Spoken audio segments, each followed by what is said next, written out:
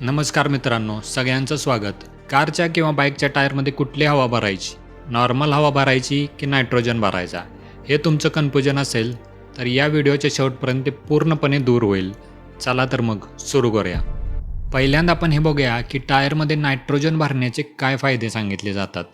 पहिला फायदा सांगितला जातो की यामुळे टायर थंड राहतात, हीट होत नाही, त्यामुळे फुटण्याचा वगैरे धोका कमी होतो. आणि दुसरा फायदा काय सांगितला जातो की नायट्रोजनचे मॉलिक्यूल हे मोठे असतात इतर गॅसेसच्या तुलनेत, त्यामुळे ते बराच वेळपर्यंत टायरमध्ये राहतात, त्यामुळे हवा कमी होत नाही शक्यतो. त्यामुळे आपल्याला कमी वेळा टॉपअप करायला जावं लागतं.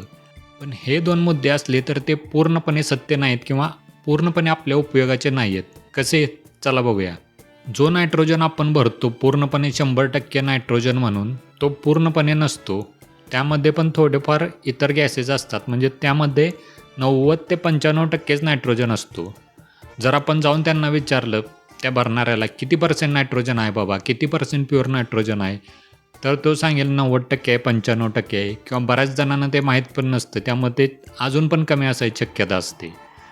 जर आपण ॲव्हरेज 90% धरू की 90% प्युअर नायट्रोजन आहे त्यात. आणि नॉर्मल हवेमध्ये आपल्या किती नायट्रोजन असतो माहीत आहे का? नॉर्मल हवेत आपल्या 78% नायट्रोजन असतो, 21% ऑक्सिजन आणि 1% बाकीचे गॅसेस असतात.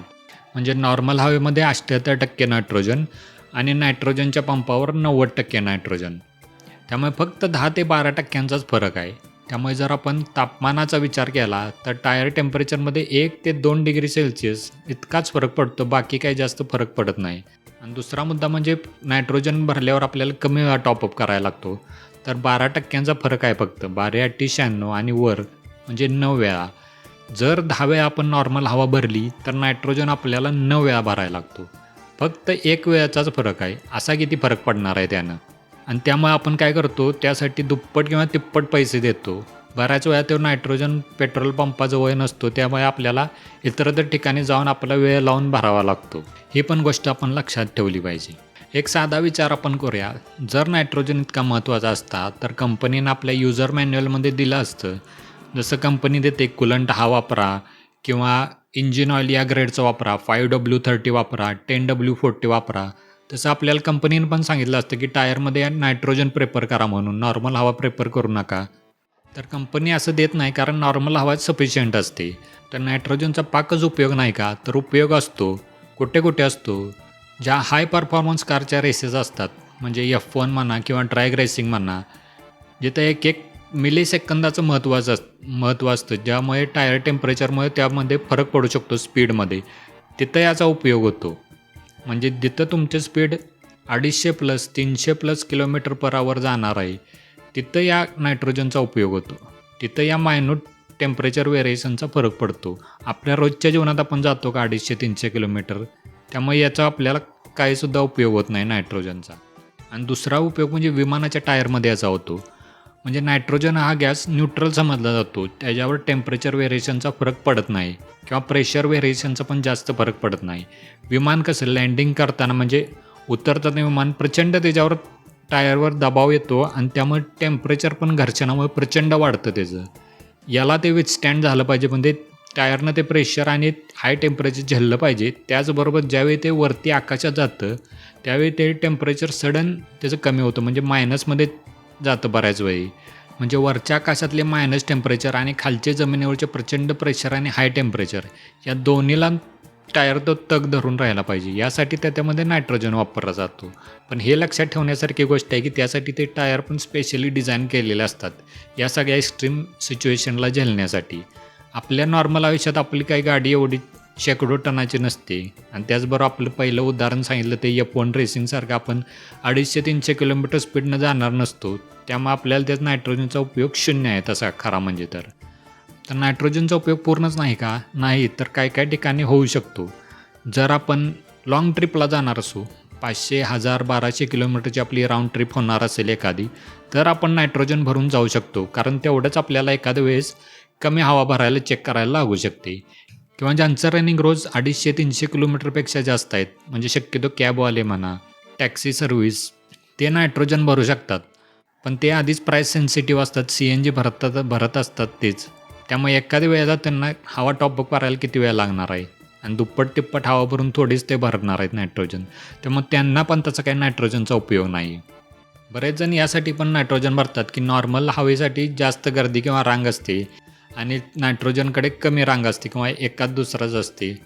तर आम्ही बाबा जास्त पैसे देऊन भरतो नायट्रोजन, पटकन आम्हाला पुढं जायचं आहे. काय अडचण नाही, ते भरू शकतात. अजून काय होतं बऱ्याच वेळा की बाहेरच्या ठिकाणी आपण हवा भरली आणि पेट्रोल पंपावर हवा भरली तरी ते पंप व्यवस्थित कॅलिब्रेटेड नसतात. एअर प्रेशर पंप असतात ते. त्यामुळे ॲक्च्युअल जे टायरचं प्रेशर आहे ते दाखवते त्या पंपावर ते वेगळंच असतं पूर्णपणे.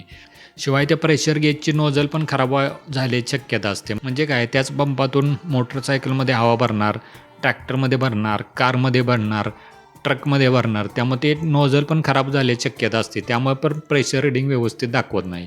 तर करायचं काय? किंवा बऱ्याच पेट्रोल पंपावर आपल्याला असा अनुभव येतो की हवा तर फ्री असते, पण जर आपण लवकर सकाळी गेलो किंवा रात्री उशिरा गेलो तर हवा भरणारे तिथं कोणी नसतं, पंप पण बंद असतो. त्यामुळे आपल्याला दुसरीकडेच हवा भरावी लागते. तर यावर उपाय काय? तर एखादा पोर्टेबल टायर इन्फ्लेटर आपण वापरू शकतो. आता सध्या माझ्याकडे दाखवण्यासाठी नाही, तुम्हाला दाखवला असता. 12 व्होल्ट सॉकेटला लावून वापरायचे पण मिळतात, जे आधी यायचे ते पण चांगले आहेत. किंवा आता तर USB पोर्टवाले पण येतात. USB पोर्टला थेट लावायचं गाडीच्या आणि थेट आपण वापरू शकतो. शिवाय त्याच्यामध्ये बॅटरी पण असते, त्यामुळे ते चार्ज करून पण वापरू शकतो आपण. सुपर हँडी होतात ती, त्यामुळे काही अडचण येत नाही. शिवाय ते घरच्या मोबाईलला पण आपण चार्ज करू शकतो. 2 ते 3,000 रुपयांपर्यंत चांगल्या क्वालिटीचे टायर इन्फ्लेटर येतात. जर तुमच्या घरी 2-3 गाड्या असतील, म्हणजे कार असेल, बाईक, स्कूटर असेल, तर 1 वर्षभरातच त्याची किंमत वसूल होते. जर तुम्हाला पाहिजे असेल त्याची लिंक डिस्क्रिप्शनमध्ये देतो किंवा कुठल्याही चांगल्या कंपनीचं तुम्ही वापरू शकता, काय हरकत नाही आहे. यामुळे काय होतं की प्रत्येक वेळी आपल्याला पेट्रोल पंपावर गेल्यावर हवेसाठी रांगेत थांबावं लागत नाही किंवा इतर थर्ड पार्टी कुठे ठिकाणी जावं लागत नाही. घरच्या घरीच आपण चांगल्या पद्धतीने हवा चेक करू शकतो. 15 दिवसातून एकदा सगळ्या वाहनांची, गाड्यांची हवा चेक करून ठेवायची बस. आणि गाडीमध्येच असतं सुपर पोर्टेबल, त्याबद्दल पॉवर बँक पण येते काही बरोबर. फ्लॅश लाईट पण येते, ते पण एक्स्ट्रा बेनिफिट आहेत. शिवाय ते कॅलिब्रेटेड असतात व्यवस्थित. अधूनमधून एखादं वर्षातून 6 महिन्यातून एकदा आपण चेक करायचं, क्रॉस चेक करायचं, बाबा टेम्परेचर व्यवस्थितच दाखवतं आहे की त्या टायर इन्फ्लेटरचं. आणि एखाद्या चांगल्या हवा भरणाऱ्या ठिकाणी आपण चेक करायचं. शक्यतो काय प्रॉब्लेम येत नाही. 5 ते 6 वर्षे ती आरामात चालू शकतात. तर कन्क्लुजनमध्ये इतकंच की नॉर्मल युजेससाठी आपल्या नॉर्मल हवा चांगली आहे. जर तुम्ही लाँग ट्रिपला जाणार असाल तर तिथे नायट्रोजन वापरू शकता, अन्यथा नाही, नॉर्मल हवाच बेस्ट आहे.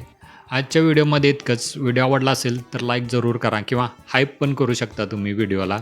चला तर मग पुढच्या व्हिडिओमध्ये भेटूया. तोपर्यंत हेल्मेट वापरा, सीट बेल्ट लावा. चला तर मग.